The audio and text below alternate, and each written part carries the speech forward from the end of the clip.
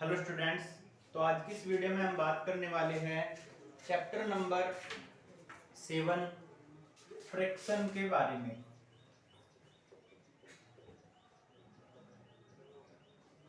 यानी कि घर्षण। ठीक है, हमारा पहला भी हेडिंग है फ्रिक्शन फोर्स।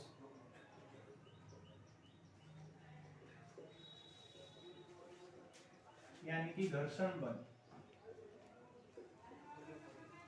घर्षण बल क्या होता है? जब दो वस्तु के संपर्क तल, या फिर ऐसे कह दें कि अगर कोई वस्तु किसी तल पर फिसलना प्रारंभ करती है तो इसके फिसलने में एक रुकावट उत्पन्न होती है। भाई आपने से ऐसे ऐसे धकेला, ठीक है, ये ऐसे फिसल रही है तो एक रुकावट उत्पन्न होगी जिसके कारण ये रुक जाएगी वस्तु।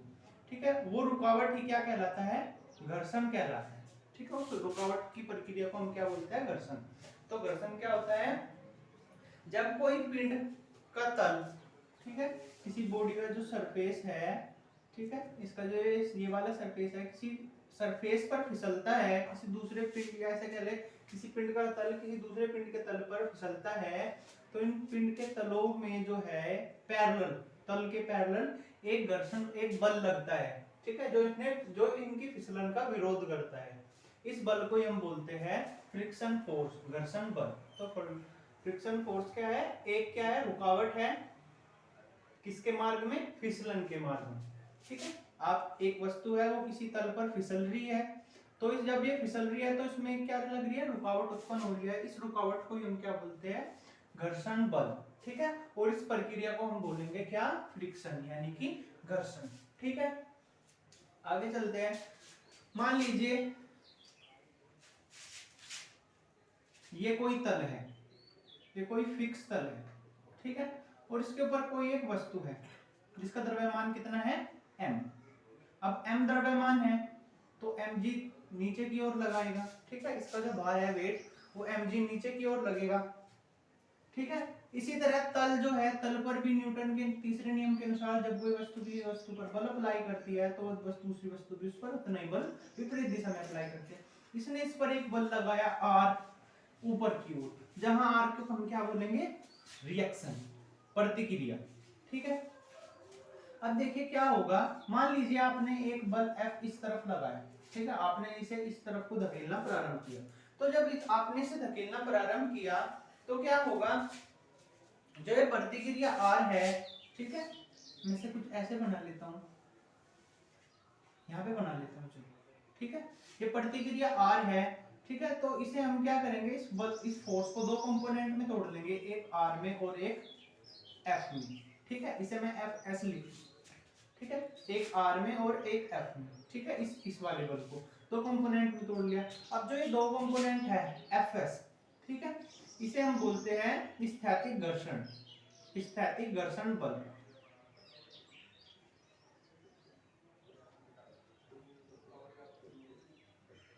ठीक है, कब? ये कब की बात है? जब इसने फिसलना प्रारंभ ही नहीं किया। ठीक है, यानी कि ये तो है स्थैतिक घर्षण बल, और ये क्या है? रिएक्शन, यानी कि प्रतिक्रिया। ठीक है, और इसे क्या बोलेंगे? Force of static friction. तो जब हम किसी वस्तु पर कोई बल लगाते हैं और वो फिसलना प्रारंभ नहीं करती, ठीक है, तो हम उसके बल को दो घटकों में विभाजित कर लेते हैं, जिसे बोलते हैं Fs, यानी तल के समांतर घटक Fs, तल के पैरेलल घटक को बोलेंगे Fs। ठीक है, स्टैटिक घर्षण बल, और उसके पैरेलल को हम बोलेंगे रिएक्शन, और उसका परिणामी क्या होगा? एक P। ठीक है, ये कब की बात है? स्टैटिक। अगर आगे स्टैटिक घर्षण बल क्या है, तो जब कोई वस्तु, मान लीजिए कोई वस्तु क्या है, किसी तल पर रखी है और आपने उस पर फोर्स अप्लाई किया और उसने फिसलना जो है वो प्रारंभ नहीं किया। ठीक है, उसने फिसलना प्रारंभ नहीं किया, तो इसे हम क्या बोलेंगे? स्थैतिक घर्षण बल, इस बल। ठीक है, पैरेलल, जो इस फोर्स का पैरेलल कंपोनेंट है उसे हम क्या बोलेंगे? स्थैतिक घर्षण बल। और जो परपेंडिकुलर कंपोनेंट है उसे क्या बोलेंगे? रिएक्शन, प्रतिक्रिया। ठीक है, चलिए अगला टॉपिक चलते हैं, लिमिटिंग फ्रिक्शन, सीमांत घर्षण।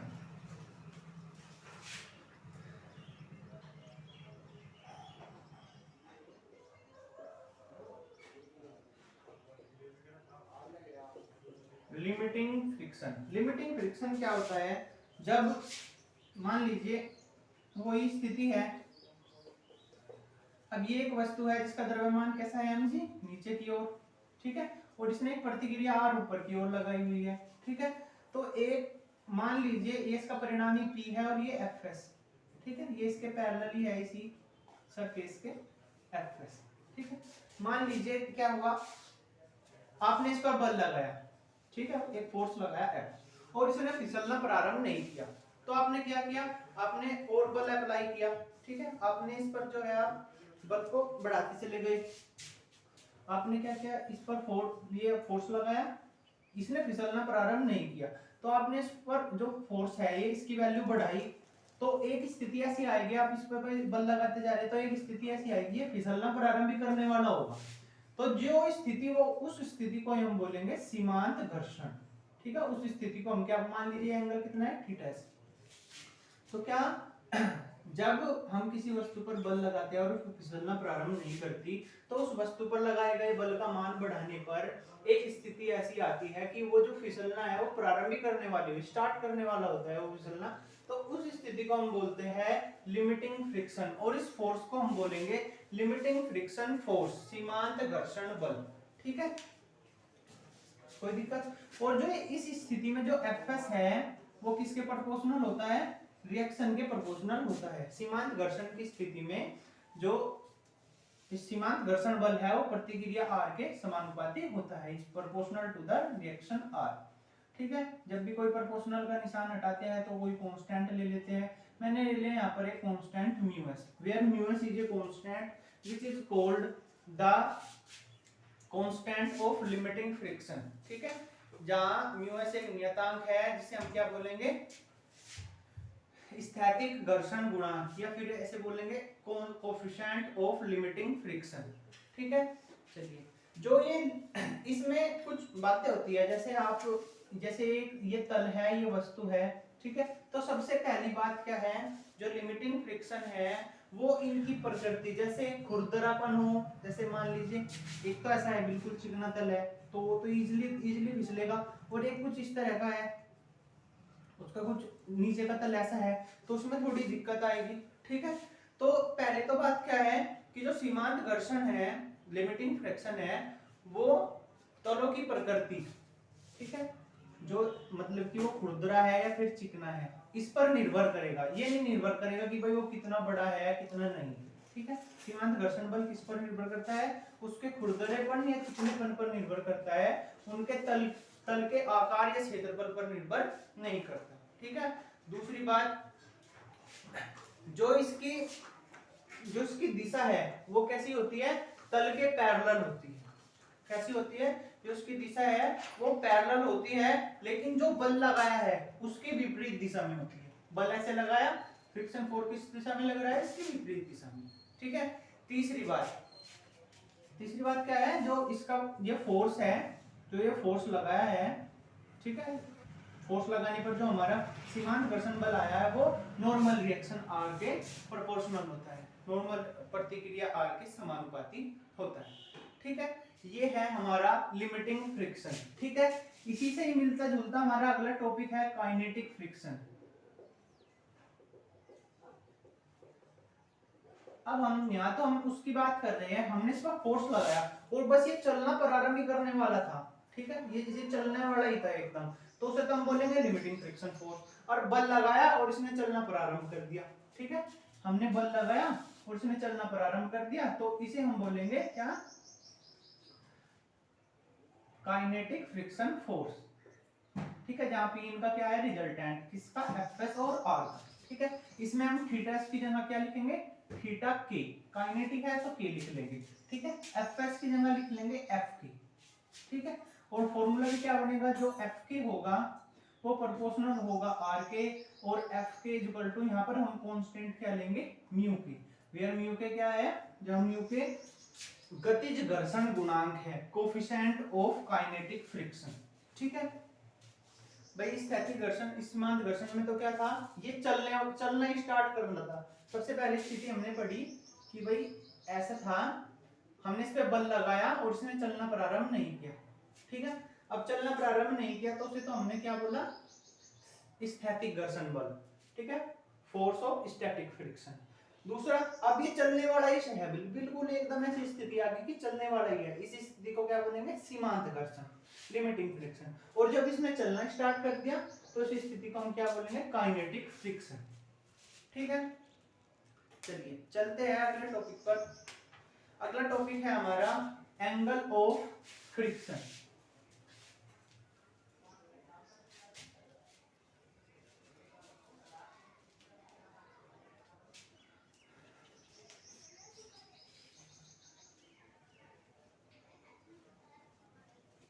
चलिए एंगल ऑफ फ्रिक्शन क्या होता है,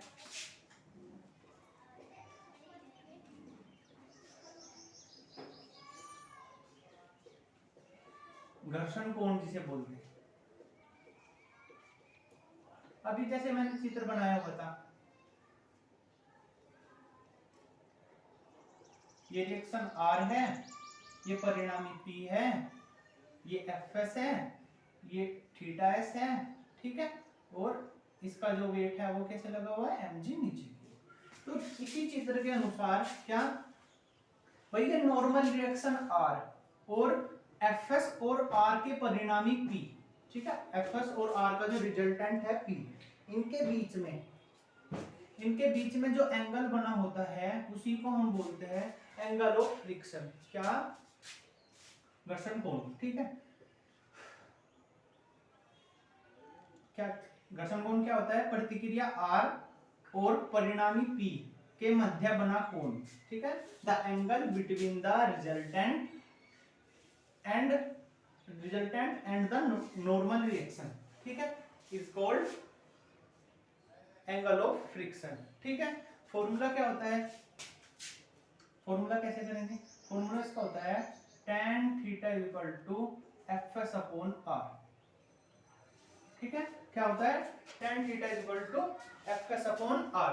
और अभी अभी आपने फॉर्मूला पढ़ा, क्योंकि Fs इक्वल टू क्या होता है, μs इनटू R, ठीक है, ये पढ़ा था Fs प्रोपोर्शनल टू R, और यहाँ पे हमने कांस्टेंट ले लेते हैं μs, तो Fs equal to μs into R, यहाँ पर हम वैल्यू रखेंगे तो tan थीटा इक्वल टू कितना आ जाएगा, μs into R upon R, R से R कट जाएगा, यानी tan थीटा इक्वल टू कितना हो जाएगा, μs, ठीक है।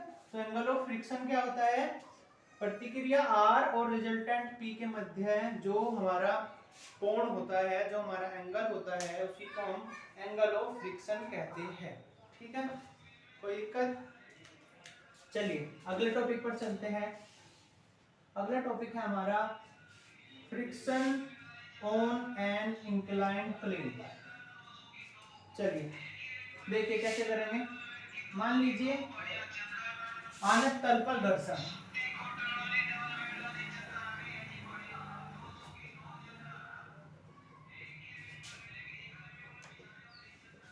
ठीक है, मान लीजिए ये कोई एक आनत तल है जिसका एंगल कितना है, थीटा, कोई एक इंक्लाइंड प्लेन है जो कितने एंगल पर है, थीटा एंगल पर है, ठीक है। यहाँ पर एक कोई वस्तु है, यहाँ पर कोई एक बॉडी है जिसका द्रव्यमान क्या है, m है, जिसका मास है m। अब मास m है तो mg कैसे लगेगा, नीचे की ओर, ठीक है। अब mg नीचे की ओर लगा है, अब ये तो तल, सरफेस तो ये है, तल ही है, तो प्रतिक्रिया R कैसे लगाएगा, ऊपर की ओर, ठीक है। mg कैसे लगा, नीचे की ओर, इसका भार तो नीचे की ओर लगेगा, लेकिन ये सरफेस इस तरह है तो प्रतिक्रिया R कैसे लगेगी, जो हमारा सरफेस है उसके बिल्कुल पैरेलल, ठीक है। mg को दो कंपोनेंट में डिवाइड कर लिया, एक mg cos थीटा और एक mg sin थीटा, ठीक है। mg cos theta normal reaction को बैलेंस कर रहा है, बैलेंस का मतलब क्या है भाई, ना तो यह वस्तु ऊपर कूद रही ना ताड़ा को दब रही, यानी कि यहीं की यहीं रखी, इसका मतलब R जो है वो किसके बराबर है, mg cos थीटा के। और अगर ये वस्तु यहाँ रुकी हुई है, इसका मतलब एक फोर्स जो है वो, एक फोर्स, एक इस पर फ्रिक्शन फोर्स लगा हुआ है Fs, किस तरफ, अब ऐसे चलने की कोशिश कर रहा है तो फ्रिक्शन फोर्स किस तरफ लगेगा, विपरीत दिशा में, ठीक है। तो यही दो बात हम नोट करेंगे, क्या, mg sin theta equal to किसके बराबर है, Fs के, क्योंकि ये यहाँ पर रुका हुआ है, अगर घिसना शुरू कर देता तो इसकी वैल्यू ज्यादा हो जाती, ठीक है। फिर क्या हो जाता, mg sin theta minus Fs equal to ma, ठीक है, क्योंकि वो मोशन करनी शुरू कर दी उसने। और दूसरी बात क्या है, mg cos theta is equal to किसके बराबर है, नॉर्मल रिएक्शन r की। ठीक है, इसे इक्वेशन फर्स्ट मानना है, इक्वेशन सेकंड। इक्वेशन फर्स्ट को इक्वेशन सेकंड से डिवाइड कर दिया, mg sin theta upon mg cos theta is equal to fs upon r। ठीक है, mg से mg कट गया और tan theta is equal to क्या हो गया, fs अपॉन r। ठीक है, ये क्या आ गया हमारा आनत तल पर घर्षण। ठीक है, ये और अगर ठीक है, ये क्या गया हमने सबसे पहले देखेंगे, mg नीचे की ओर लगा है, r ऊपर की ओर लगा है, mg को दो कंपोनेंट में डिवाइड किया, mg cos theta normal reaction को बैलेंस करेगा, mg sin theta friction force को बैलेंस करेगा। ठीक है, दोनों इक्वेशन बनाई, दोनों को भाग दिया और हमारा आंसर आ गया tan theta equal to μs into r। ठीक है, क्योंकि fs इक्वल टू होता है mu, fs upon r equal to होता है μs इनटू r। ठीक है, या फिर μs equal to fs upon r, तो ये वैल्यू हम यहाँ पर रखेंगे, तो यहीं से हमें एक फॉर्मूला और बन जाएगा tan theta equal to μs। ये फॉर्मूला हम अभी पीछे भी पढ़ा है। ठीक है, तो ये था हमारा आनत तल पर घर्षण। ठीक है, चलते हैं अगले टॉपिक पर, टाइप्स ऑफ काइनेटिक फ्रिक्शन, गतिज घर्षण के प्रकार।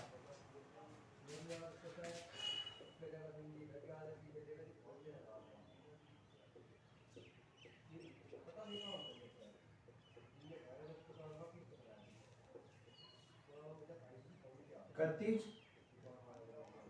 घर्षण के प्रकार। ठीक है, गतिज घर्षण के प्रकार क्या को समझेंगे, दो प्रकार का गतिज घर्षण होता है। पहला गतिज घर्षण, जो टाइप्स ऑफ काइनेटिक फ्रिक्शन है वो कितने टाइप्स के होते हैं, टू टाइप्स के होते हैं। पहला है सर्पी, सर्पी घर्षण। ठीक है, सर्पी घर्षण को समझेंगे। सर्पी घर्षण को इंग्लिश में बोलते हैं स्लाइडिंग फ्रिक्शन।